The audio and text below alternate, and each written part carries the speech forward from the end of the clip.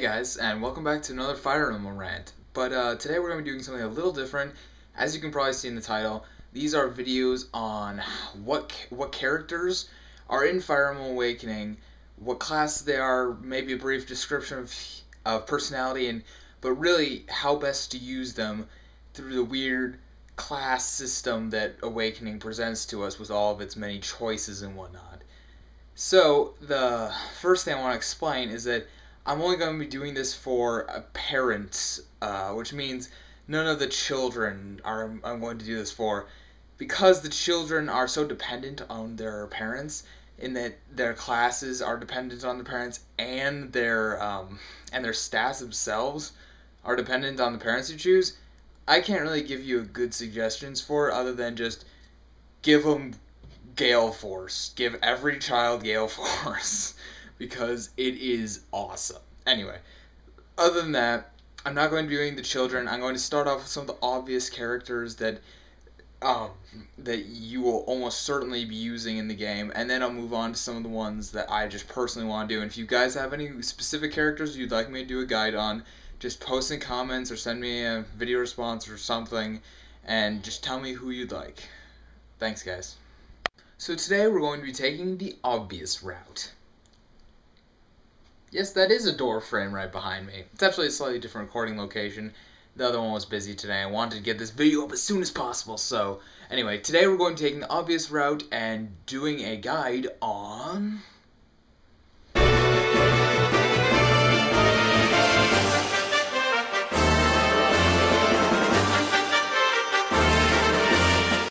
my unit, or avatar as it's sometimes called, is a physical representation of you in the game universe. It can be male or female, and you can customize its attributes in any number of ways to produce different characters, as well as any number of different classes as well. It's a really crazy, versatile unit, and thus is as if it being a physical manifestation of you wasn't enough reason to use the guy. It's also really, really powerful thanks to its customizability and the fact that all of its growth rates are actually really good as well. So I highly recommend using the unit. Let's jump in now to the unit's growth rates and starting class.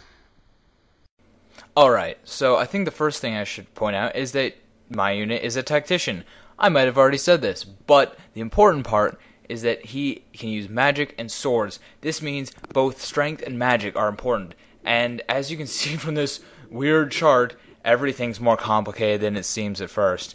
So when you choose a character, when you start building your character, you choose their appearance and then you choose their asset and their flaw. Now, it's pretty obvious that the asset or flaw will increase that stat or decrease that stat by an appropriate amount. And that seems really self-explanatory. I shouldn't even have to say that. But the game also decides to screw with you. So if you choose one thing as your asset, it'll also give a smaller increase to two other stats. Same thing with flaw, except in reverse. So if you look at, for instance, strength here on the left column, you see strength on the left, and you pan over to the right, and you see that if you choose it as your asset, you'll get plus 10 to your strength growth rate. These numbers are all reflecting the growth rate, or the chance for a stat to go up. In all of these videos, I'm going to go over the base growth rates of a class. Anyway, so this one will go up by 10 if you choose strength. Skill will go up by 5%, and defense will go up by 5% as well. And then if you chose, say, luck, or defense as a better example, your defense would go down by 10%, your luck would go down by 5%, and your resistance would go down by 5%, as you can see on the right side under the defense row. So this means that your choices of asset and flaw actually have a lot more consequences than you think they do, and it makes it choosing your asset and flaw significantly harder.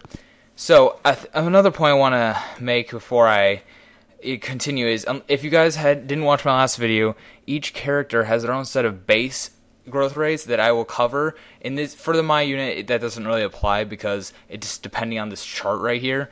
But for other units, they'll be fixed, and then the other growth rates will be added onto them by the classes. So that still happens with my unit, but the base growth rates are determined by this whole thing, and it's not really worth going into. You just have to know what's changing when you choose the assets and flaws. So, my recommendation is, if you're going to be building a character after the typical Tactician to Grandmaster build, which uses both Strength and Magic, that means you have to have both Strength and Magic as quite high, or at least in the middle. That means you can't really choose either one as your flaw, which was my temptation at first when building a character. Just, okay, I'll just build one with all Strength and no Magic. Works for me, and it is a good idea, actually, but if you're going for the typical Tactician into Grandmaster build, that's a bad idea because you'll need both Strength and Magic to make it effective. And you'll see what I mean later when I talk about the skills a little more. But the important part to know is that you want both to be high. Now, I want to point out something else. As I said in one of my other videos, luck I consider to be very important in this game because it never changes when you change your classes. That stat growth rate will always stay the same no matter what class you're in.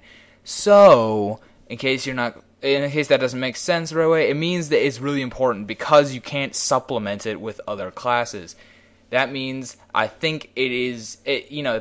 means it's probably one of the most important when you're creating your My unit.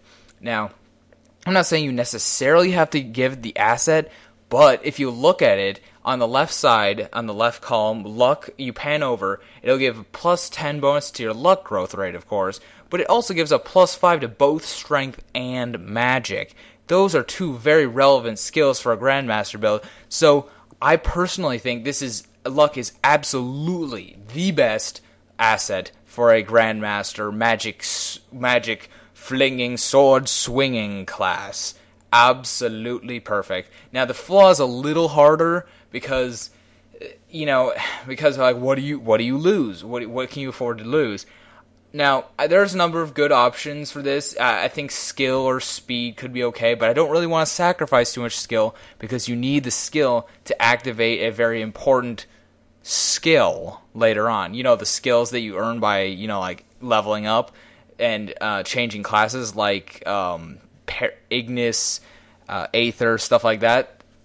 They depend on your skill stat. I don't know why they named them both skills. That was kind of dumb, but anyway. So you don't want your skill to be too low. Speed is actually a pretty good choice for your flaw, but I don't like my speed being that low. I like to double attack people. So I think the best choice is HP down. Now, you might argue with me at first, but I think it's pretty obvious once you look at it. Most stats give you a plus 10 or a minus 10 when you give it the asset or flaw. HP gives you plus 15, minus 15. Now, that might seem like, oh, why would I do that one then? It has an even bigger penalty. Well, HP isn't worth nearly as much as it. In fact, I'd say it's worth at least half or maybe even 1/3 as much as certain other attributes. So it's really a good deal to take minus 15 off. And in addition, your My unit could always supplement it later with like a bunch of the Seraph robes and stuff because you get a lot of those. And it's really just, it doesn't make sense. Anyway, I'd say take HP off. Now, that does also mean, as you can see, getting a minus 5 to both defense and resistance, and that hurts a little bit. It does. But minus 5% to both of those isn't going to make a huge deal in the long run. I would still do it because it's only a small penalty to two stats that ultimately are not the most important for your character. A Grandmaster is really going for fast, speedy, dodging, and really, really hard hitting. You don't really need a lot of defense or resistance for that. So I think that it's pretty clear that the best build for a Grandmaster is up luck, down HP. Now, if you're going to build something else, I don't know what to tell you. Like, I think strength up is probably the best if you're going for like a defensive tanky unit because it gives you a bonus to strength, skill, and defense. But like maybe down magic then probably. But anyway, I can't really tell you exactly what to do because I don't know what you're doing. If you have any questions on a certain build, make sure to post them in the comments. But for now, we're going to move on to the classes and skills section. Okay, so now that we have a good understanding of how the stats and the units and stuff work, like I said before, I'm going to be focusing on Tactician Grandmaster build, the one that uses magic and strength, because that one in particular seems like a really strong one, especially since your class is one of very few who has access to the Grandmaster class, which has the amazing skill Ignis. When Ignis activates, it adds half of the stat that you're not using to the damage. So if you're using strength for a sword, it'll add half of your magic onto the damage. Now that may not seem like anything amazing, but it'll often increase your damage by anywhere from 1.3 to 1.4 extra damage, and I mean 1.4 times your normal damage, and that's pretty big. It's not like a crit or anything like that, but it's better than a lot of the skills, and Vengeance is on a pretty equal level, and I'll talk about Vengeance later when I talk about Dark Mages. But anyway, Ignis is excellent, as is this other skill Grandmasters acquire, Rally Spectrum, which increases the stats of all your characters within 3 spaces, every single one of their stats other than movement and HP by 4, which is just insane. It's one of the best. It's the best rally in the game, I think. Anyway, so this character has access to awesome skills, so I highly recommend going from Tactician to Grandmaster. Then, once you're done with those 2 classes, you get 20 in both. You might notice that the class Dark Knight has the same weapon types as the Grandmaster, swords and tomes. In addition, Dark Knight also has like 2 extra movement, and it gives you access to, Slow Burn, which is mediocre at best, and Life Stealer, which is a pretty great alternative to dark magic. It actually, whenever you defeat an opponent, it regains you a bunch of HP, so it can be a very helpful skill. So I highly recommend, after you finish Grandmaster, use a change seal to go into Dark Knight, which will give you a lot more movement, mobility, and overall power. Plus, it'll let you keep on leveling your character up. Oh right, and I almost forgot. If you're playing a female character, a female My unit, then you have a great skill open to you that male units don't. Male units don't have access to the Pegasus Knight classes, which is a little unfortunate because probably the most powerful skill in the game, as I may have mentioned before, is Gale Force, a Dark Flyer skill, the level 15 Dark Flyer skill specifically. So after you finish the Tactician class, and the Grandmaster class, once you get to like level 15 and level 20 with Grandmaster, you should, and your female unit, you should switch right over to the Dark Flyer and start working towards Gale Force, because it's a great class for Grandmasters. It uses both strength and magic, so while you can't use swords anymore, you still will be able to use both a physical weapon, lances, and tomes. So it's a really good match to go into right after you finish Grandmaster, and eventually it'll help you get that coveted Gale Force skill. And then of course you can go into Dark Knight to nab those skills too, or do whatever after that. But as a female unit, I highly recommend doing that. Also, I feel I should mention that even if your male unit can't get Gale Force, your daughter can, because of the fact that your daughter, Morgan, will always be of the opposite gender. That means your daughter will have access to Gale Force, so there is a plus there. If you're a female unit, you should absolutely use the inheritance to pass on the Gale Force skill to your child, because it's so good. Like, seriously. Inheritance just means when you enter the chapter with the child character, the skill on the bottom of your list will be inherited to the child unit automatically. It's pretty important, so just keep that in mind when you're making your choices for skills when entering a children paralog chapter.